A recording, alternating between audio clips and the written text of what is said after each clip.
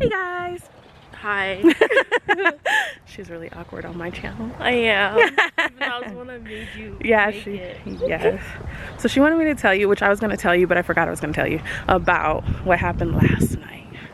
It all started in a dark room. I hope they can hear you. It's starting to get windy. I know. Every time I talk outside, it's windy, and I think it's going from west to east, the wind. So we're going to have to stand like this really fast. Ew, I don't have sunglasses on. It's ugly. I don't have any either. And I didn't bring my regular glasses either. Anyways, so I forgot already. Okay, so last night she left Wolf out, and she thought she to go to the bathroom, and she thought that she heard him come in, and then she heard like a bunch of banging. Oh no, I locked him out because I locked the door, and then I heard like 3 knocks. Like it sounded like a person, but like police knocks, like bam, bam, bam. And then I started going through the house, closing all the shades, because I was like, who the hell is it? And I woke Kevin up, and I was like, somebody's knocking on the door. And I started looking, like I'm going through the house calling Wolf while I'm closing all the blinds and stuff, because it's like 11, but I still had all the blinds open. And yeah, I go to the back door, and it's him. I see his little face. I wish I would have recorded because it was crazy. Kevin's like, you didn't know that he wasn't there. And I was like, I seriously didn't know. But I thought he was with me. He was laying right next to me, and then he wasn't. I don't know. Watch your dogs, people. Just watch your dogs, because I don't know. You see you? Yeah, that's crazy. Yeah. I didn't even know all this was happening. I was asleep, so. What time did you go to bed? Like 10. Oh. That's normal now. 10. It used to be 9. She's happy to stay up later because she's babysitting. Yeah, that too. But that was my story, and I'm sticking to it. Good day, everybody. I don't know what time it is. Let me tell you. 4:44. So, today the dog got out. Okay. So I'm sitting here recording a podcast with my friend, and we're just talking, chatting it up. All of a sudden I hear the door, and you know, every time a door opens you hear a beep beep. And then the dog knew at that moment it was his time to shine. It was his time to be free. So he dipped and ran, not across the street like he did before, but one house over. So yeah, I'm glad he doesn't run far away or like down the street or something crazy, but it definitely was annoying because I didn't want to be chasing this dude around. But anyways, on another note, I recorded the podcast. It was so much fun. I mean, we didn't have a specific topic at the time. Do you need to go outside? We didn't have a specific topic at the time. We were kind of shooting from the dome, and we were just talking like we regularly would, which that can't be put out there because yeah, what we talk about is crazy. Just want to show you guys oh my goodness, my tree. It was bald just the other day, and now look at her now. She's beautiful. These things are popping up all over the place. I know everyone's gonna say they're weeds, but the thing is, it's green, and I'm like really happy about it for some reason. There's a big one over here. Whoa. Right there is a pretty big one, and then there's one there. Anyways, there was a chat I was having with you guys a day or two ago, and it was about what you've seen growing up and how it affects you. Because listen, my friend Lucretia and I were talking about it too. Oh my gosh, I'm gonna get copyrighted for somebody else's music, okay? Does that happen? Anyways, so we were talking about how what you've seen as a child affects how you act as an adult. And so she was saying, you know, things about her family, and I was saying things about mine, growing up, and how kind of gives you those patterns and stuff. So the reality is it's hard to break a curse if you don't know where it started from. Like if you came out and you didn't acknowledge what happened in your households when you were younger, then it's hard for you to break like a generational curse that was already, you know, kind of ingrained in the family. So it's about recognizing kind of like generational curses and learning how to break them. Kevin, do you have anything to say about generational curses? Yeah, generational curses to me is a result of families develop a pattern of behaviors that they don't realize is a pattern that's unhealthy. Right. And then once it's unhealthy, becomes normal, and it passes on from generation to generation until someone comes in and says, "Hey, this is not right." Yeah. And you need to change this in order to, because you don't stay with the same family. Each generation they marry into another family, and then that other family looks at the situation and says, "Hey, this is not right." And then that person either accepts the situation as is, or they attempt to change it. But usually it takes outside forces to come in and say this is wrong. Because if you have 100 people in the room saying this is right, You always got all these people in these rooms and I don't know people in the room about. saying it's right, and you have that one person that comes in the room from outside and says no, this is wrong, then you cast that doubt, and they start questioning, and then they start changing. But it takes time. We were the so-called black sheep in our families, and so when we recognized behaviors, people would kind of be like, "Oh, what are you talking about?"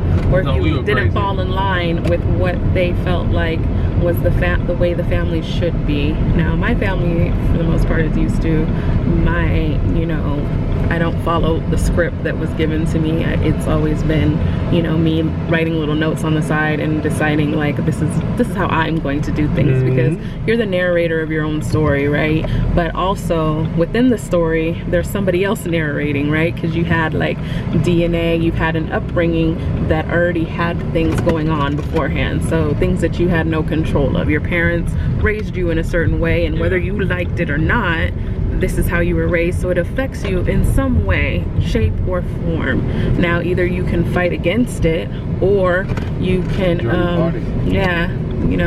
join the party, as he would say. But the thing is about wanting to break free of something, you have to recognize the behavior at first, and that's always the hard part, is knowing what behavior to break, where to start.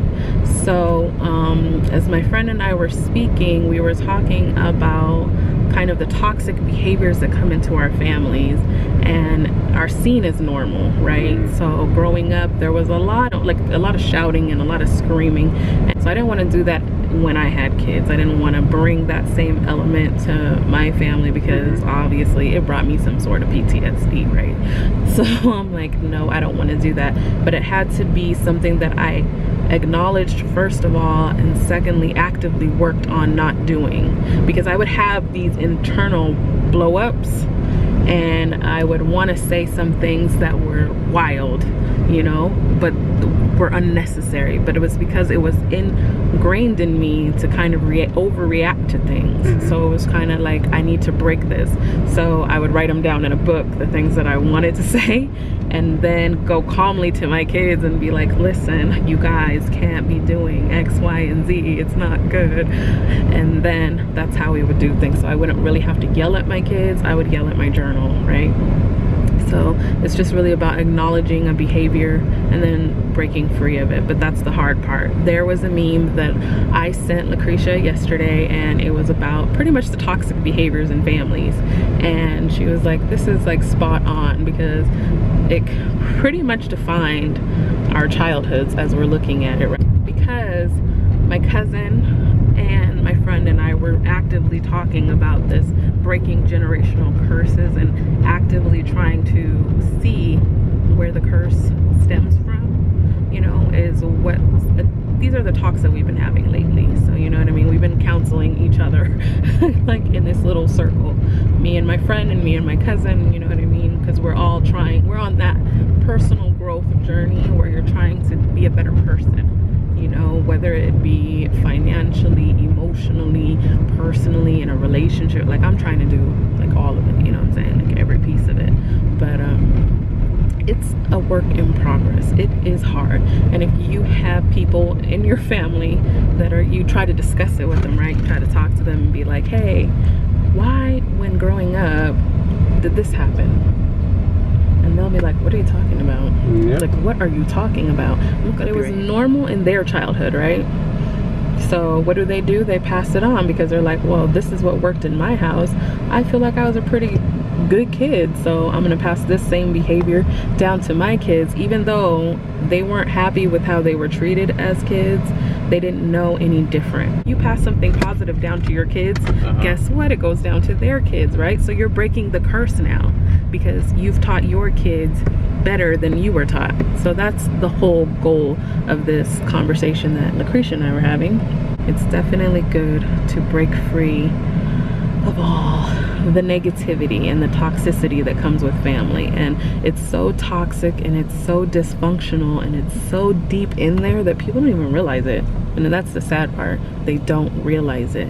So you can't have an honest conversation sometimes with your family members because they are so into that toxicity and dysfunction that they're like, I have no clue what you're talking about. You had a great childhood. And you're like, where was I? What? Another part of it was, this wasn't something Lucretia and I had talked about, but it was a part that I felt like was missing in my own, like for my kids to see, right? So you get in an argument with your spouse or significant other, your child's father, your child's mother, whoever, right? Your kids see you arguing, correct? But then the next day you guys did some kind of working it out situation, right? So the next day you guys are cool. But guess what? Your kids didn't see the middle part where you guys resolve the issue, right? So they think you go from screaming, yelling, and then you just are fine, right? Because that's how they're seeing the sequence of events going. So what you need to show your kids is, yes, we disagree, not fight, disagree, right? And then you show them that we resolve it. Like, this is how we came to the solution to this problem and we made up. And then they can see you the next day being all affection and all that towards each other. People, like your kids, need to see that whole problem worked out versus the explosive beginning and the calm end, because it doesn't send the right message. It doesn't teach them how to solve problems. Nope. Right? Because they're only seeing you guys fight and then hug. So they're like, okay, you know. So in order for them to learn how to adequately solve problems in their relationship, they should see all the steps. I'm not saying involve them in your business, but let them know that there are steps that have to be taken in order to get from A to B. We want children to see there's a resolution between all this, you know? So they see conflict resolution. They don't see this a conflict. Yeah. And there's no negotiation between there. There's no compromise in between there. Mm-hmm. You just see, oh, everything's back to normal now. Right. So how did you see stuff like that in growing up? Did you see just the beginning, the explosion, and then the end where they were cool? Did you ever see a resolution? I never saw really a resolution. I just saw Neither them, did I. you know, the explosion, and then there was tension, and then it was just like more stuff kicked under the rug. Right. So it was not really. So it wasn't even the cool part at the end. It was just like, we're moving forward from this because we have things to do today. Exactly. You got things, other stuff is coming up. You got to handle these other things, and stuff was never really resolved at all. So it doesn't help, because you know, so you're left with all this tension and explosion, and your body remembers all this emotions and stuff like that. It's grafted onto your mind. Yeah. And it's traumatizing to a child to see that. Yeah. You know? Definitely. It's so going from, and also feeling tension in your family is really tough, because I mean, I know growing up, your body remembers everything. Yeah, feeling that tension. Like, you can walk into certain people's house and feel the tension between them, and you're like, something was happening before I got in here, but the air. Yeah. And so it's definitely, when you don't resolve something, that stays in the air. People can feel that stuff. So as I mentioned in another video, like, if people were to come to our house when we first were together, they would definitely be able to feel the tension between us in the air, because it was thick all the time. That negative energy just circles around, stays in the air, and it definitely it kind of like stains your walls, right? So it's always there no matter what you do. And if you guys don't ever come to a resolution to any of these problems, then it's just going to constantly be there, and you don't want that for you or your family. Everybody, life is good, and hopefully life gets better. Thank you very much.